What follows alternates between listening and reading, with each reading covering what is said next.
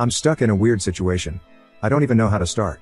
I'm 34M, married to Harper, 28F, for over a year. I met her 2 years back when she was working as a waitress in a restaurant. I worked as a store manager for a supermarket. Her restaurant was a few buildings away from my supermarket and we used to take the same bus while returning from work. We took the last bus home. She lived one stop before mine. We wouldn't have noticed each other had it been a normal busy time. But that was the last bus on that route and it was empty. We commuted with each other for at least a month but didn't talk to each other. I used to notice her. She was beautiful and she didn't look like someone from the city. After a month, she didn't show up for 3-4 days. I thought she had left the job or changed her shift. When I saw her again, I couldn't help but ask her if she was on leave. She said yes, she was under the weather. That's how we started talking. She lived with a roommate who was a cashier at a different restaurant. We became friends and liked each other's company.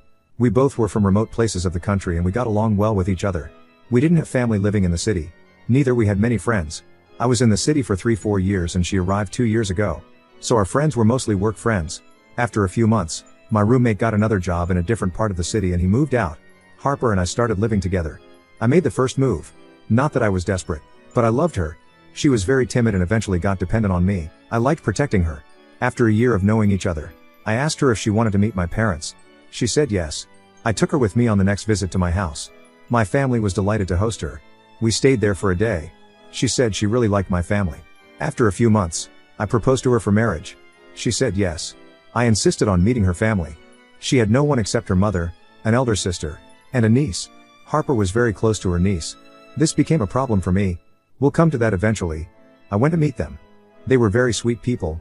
Yeah, one more thing. Harper was the breadwinner of her house. Her mother and sister worked at their farm but the money was not enough to sustain. So, Harper moved out to the city and got a job. I was proud to know this. I started respecting her more than before, that she was a responsible girl who was feeding her family and not like those city girls leeching on their BF or father's money. We got married after a year of knowing each other. It was a small intimate affair with close family and friends. We got married at my family church. That has been our tradition. Harper and her family were fine to come down to my hometown. Ever since we started dating, Harper used to talk about her niece. Let's call her Simi. She is 6YO. She talked about having a good life for Simi. I encouraged her because why not? It was such a noble thing to do.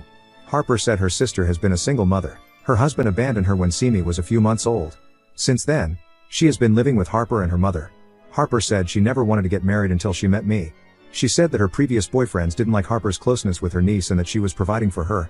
I didn't see that to be a problem. I saw that to be Harper's responsibility to take care of her family. And the way Harper took care of her niece was an act of good deed. Harper wanted to bring Simi to the city and get her admitted to a modern school.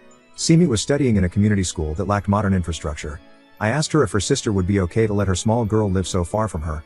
Harper said why not, it is for her own good future. Harper had a plan of taking a culinary course and switching her career to be a chef. That would pay her better. She had been saving money for that course. Harper used to contribute to the household expenses when we were living together, but after our wedding, she said she wanted to save extra to be able to take her course as early as possible. She said it was a matter of 3 months. I agreed to bear the expenses alone. It was difficult for me to bear for 2 people. I lived paycheck to paycheck with 0 savings. After completing her course, she started hunting for a chef's job. She had a false notion that she would get a high-paying chef's job just after her course. High-paying jobs need experience. She got a job but the pay was not what she was expecting. It was slightly higher than what she used to get as a waitress. As soon as she got the job, she insisted on bringing her niece and getting her admitted to a good school. See, I'm not against the idea that she wants to educate her niece, but she has to be realistic in her approach. I asked her to wait for another year and get a better paying job before taking on such a huge responsibility. I don't want to sound greedy. Neither I'm behind her for money, but the thing is Harper had stopped contributing anything to the house. Earlier, she said she wanted to save for the course, but now she is saying that she is saving for Simi's admission fee. I have tried to make her understand that it is a big responsibility and she is clearly not ready for it. But whenever I bring up this topic, she gets upset and says that I'm acting like her previous boyfriends who were reluctant to let her take the responsibility. She says that she won't push Simi's responsibility on me, but how do I make her explain that I was indeed carrying her responsibility for over a year now? I know I'll be labeled as insensitive for not supporting her in this. Trust me, I really want to support her, but my earnings don't allow me to do so. I don't have a fancy job which can bear the expenses of the 2 of us. I also have this feeling that Harper would exhaust all her salary in Simi's school fees and I would have to bear the household expenses for 3 of us. I want to know the neutral perspective. Am I the a-hole for stopping Harper from taking her niece's responsibility? Update 1. Thanks for all the assurance. Sometimes I used to guilt trip that I was being insensitive towards Simi, but you guys are right. Harper was impractical about the situation. A few weeks ago, Harper visited her hometown and this time, she brought Simi along. She didn't tell me that she was going to bring her right away. When I asked her, she said, "Yeah, ain't we discussing this for a long time?" She took Simi for admission, but it was denied. Simi couldn't crack the school interview. Her knowledge was weak for the class she was interviewing for. There was one more problem. The money was short. Harper decided to put Simi into private coaching to brush up her knowledge and meanwhile took another job to save for the admission fee. As I dread, the household expenses fell on me solely. Now the situation has become such that Harper and I barely talk to each other. She has a day job as a chef and works as a waitress in the evenings. On her day off, she spends time with her niece. I didn't complain about it because I'm also getting distant from Harper. I don't know, I just don't feel that intimacy and love for her. Maybe because of the way she had been acting for the last few months. I don't come in her priority list at all. I feel she only cares for her family and her niece. I don't feel the love and warmth from her anymore. Whenever I confront her regarding the house bills, she requests me to bear them for some time until she gets Simi admitted to the school. She said that she had calculated everything. Her salary should be able to cover Simi's school fee and their share of the household expenses. I have tried to make her understand that it is not just about the school fees. There are thousands of other expenses in the school like projects, excursions, and whatnot. I even suggested admitting Simi to another school with a lower fee bracket, but Harper insists on admitting her to an international school. I don't know why she is so desperate to admit Simi to the international school right away. I mean that the admission season is over. I asked her to wait for a year, but she looks in a hurry and is even ready to pay extra and get her admitted midterm. I don't know how long I will be able to control my anger before I explode. I'm not an impulsive or aggressive person. So I'm putting up with her as long as I can. I don't even know where this situation is leading to. Would appreciate any advice on dealing with this situation. Update 2 guys. It is not getting any better. My marriage is going downhill. 3 months ago, Harper got a head chef's job with a good joining bonus. The joining bonus and her savings were sufficient for Simi's admission. This time she passed her admission test as well, but one new concern came up. The school wanted to interview the parents as well. Harper didn't inquire about the admission procedure before. There's a new thing with this new age school that they want to verify if the children were coming from a decent family background, which would enhance their school culture. The school adopted this policy with the rising number of drug addicts parents in the city. They don't want children of such parents in the school because they are a bad influence on other kids. I know it's unfair for those kids, but that's how it is. The problem is Harper's sister has never been to school. International schools admit only those children whose parents are at least high school graduates. Harper came up with a weird solution to this problem. She wanted us to adopt Simi as our daughter. Yes. She said she would have adopted her as a single mother, but now that we are married, we have to adopt her as parents. I'm not against a noble act, but it should be my decision and not something that is rubbed on me, and Harper was doing that. She was rubbing her niece's responsibility on me. She doesn't realize that adoption means giving my name to her. It's a huge responsibility and I'm just not ready for it. After she asked me to volunteer for adoption, I asked her the difficult question which I was avoiding until now. I asked her about our own children. I told her that she was planning to spend all her income on her niece. Then what would happen when we have our own children? How do we manage the expenses then? I honestly told that raising a baby was just not possible for me alone. Even people doing corporate jobs need 2 people's income to raise children and lead a good life. She snapped back and said, "Let's not have children then." I lost my SHT and stormed out of the house, wishing her good life with her niece. That was the first time I ever lost my cool. She followed me outside and kept saying sorry. I shrugged her off and left the house. She called me non-stop and sent a voicemail that she didn't mean that. She just said in a moment of rage. She kept saying sorry and how much she loved me and all that. I came back home and told her that I wouldn't adopt her niece as my daughter. She tried to convince me, but I made a clear stand that I wouldn't. She didn't say anything further but is not happy with my decision. I know I should have had this confrontation with her regarding our children way before she brought her niece into our lives. Trust me, I never saw that coming. We discussed about having kids after 2-3 years and she was up for it. I don't know how else should I have figured it out. I don't know guys, if it's just me who is overthinking about the situation or if any of you also feel weird about her obsession with her niece. I don't know, maybe I'm just overthinking. I don't have any siblings, so maybe I don't know how it feels to love your siblings unconditionally. She said she loved her sister and her niece unconditionally. Update 3. I'm so glad that I posted my concern here. I get so many fresh perspectives which I would have never thought about. Yes, I took the advice and got a pie on Harper. If you guys didn't hint towards that angle, I would have never thought about it. I mean, people hire PL when they suspect them of cheating or anything. It was not there in my case. It was just a money matter over her niece, but glad I hired a pie. It indeed came out to be a cheating case.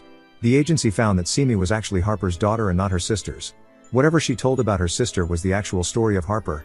She had a boyfriend in her hometown who impregnated her and fled when he got to know about it. By then, it was too late for abortion. Harper lived in a small town and this news could become gossip in no time. Harper's mother sent her to her sister. She stayed with her sister until Simi turned 1 or something. Meanwhile, her sister also faced problems with her marriage which eventually led to a divorce. Both of the sisters moved back to their mother with Simi. They told everyone that Simi was her sister's daughter. It was a convenient lie. They were surviving on working on farmlands and doing other odd jobs, but it was getting difficult for them to survive, so Harper moved to the city. She was the only one in her family to have completed her high school. She also wanted to build a good life for her daughter. Simi's birth certificate had Harper's name as the mother. I was just so disheartened to know this. I wept in the agency office. I threw Simi's birth certificate on Harper's face. She turned pale and stood numb. She fumbled and said that she was afraid to inform me before that she had adopted Simi right after her birth. She didn't know that I had the complete information about her background. She said that her previous boyfriends dumped her when they got to know that she had adopted her sister's daughter. So she had hidden this from me. She had the audacity to create one more lie on my face. I shouted at her that I knew all her f***ing truth and threw the agency's full report in her face. She glanced through it and gave up. She understood that I knew everything and there was no point lying further. She broke down and admitted that all of it was true. I asked her why she didn't tell me the truth. She said she had a long-term boyfriend before me, but he dumped her when she disclosed her past. Basically, he didn't want to take the responsibility of her child. I asked her if it was pre-planned to rub the adoption thing on me. She said yes. I no longer felt sorry for her. If she had told me the truth before while we were dating, I might have agreed to adopt her daughter.